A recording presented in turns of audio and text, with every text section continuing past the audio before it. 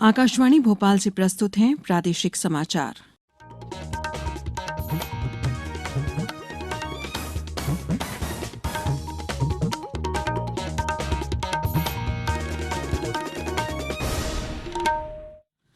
नमस्कार, समाचारों के साथ मैं शेख महजबीन अल्मास। प्रधानमंत्री नरेंद्र मोदी ने कहा है कि वंदे भारत एक्सप्रेस नए भारत का प्रतीक है, जो प्रगति पथ पर तेज गति से अग्रसर है। उन्होंने सिकंदराबाद को विशाखापट्टनम से जोड़ने वाली इस रेलगाड़ी को आज वीडियो कॉन्फ्रेंस में झंडी दिखाकर रवाना किया। श्री मोदी ने कहा कि इस रेल यात्रा से यात्रा सुगम होगी, पर्यटन को बढ़ावा मिलेगा और अर्थव्यवस्था को लाभ होगा।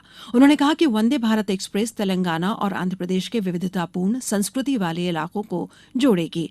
प्रधानमंत्री ने कहा कि पिछले कुछ वर्षों में 7 वंदे भारत रेलगाड़ियों ने 23 लाख किलोमीटर की यात्रा की है और 40 लाख से अधिक यात्रियों को उनके गंतव्य तक पहुंचाया है। उन्होंने कहा कि ये देश की रेलगाड़ी है क्योंकि इसकी डिजाइन और इसके निर्माण का कार्य भारत में ही हुआ है। श्री मोदी ने कहा कि वंदे भारत एक्सप्रेस सर्वोत्तम चाह का प्रतीक है। उन्होंने कहा कि संपर्क सुविधा बेहतर होने का विकास से सीधा संबंध है, क्योंकि यह हमारे सपनों को मूर्त रूप देता है।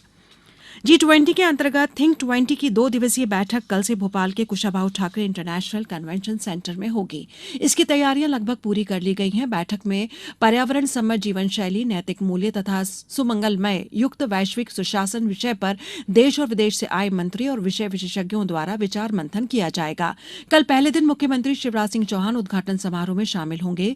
राज्यपाल मंगूभाई पटेल 17 जनवरी को समापन समारोह में शामिल होंगे।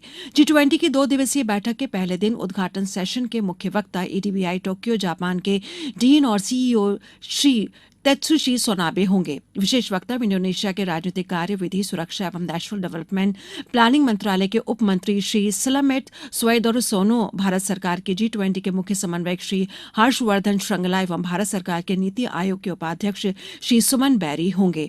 UK, Brazil, Indonesia, Germany, France, चीन, Canada, Italy, Argentina, Saudi Arabia, दक्षिण अफ्रीका, टर्की और मैक्सिको के अतिथियों के साथ दक्षिण एशिया के देशों बांग्लादेश, नेपाल और श्रीलंका के प्रतिनिधि, यूएनडीपी, यूनिसेफ एवं अंतर्राष्ट्रीय संस्थाओं के 22 प्रतिनिधि हिस्सा लेंगे। राष्ट्रपति, उपराष्ट्रपति और प्रधानमंत्री ने थल सेना दिवस पर सैन्य कर्मियों, पूर्व सैनिकों और उनके परिवारों को बधाई दी है। राष्ट्रपति द्रौपदी मुर्मू ने इस अवसर पर भारतीय सैनिकों के बलिदान को याद करते हुए कहा कि सैनिकों ने सीमाओं पर अपने शौर्य और पराक्रम का परिचय दिया है और आपदा के समय लोगों की जान भी बचाई है। उन्होंने सैनिकों और उनके परिवारों को गर्व से याद किया।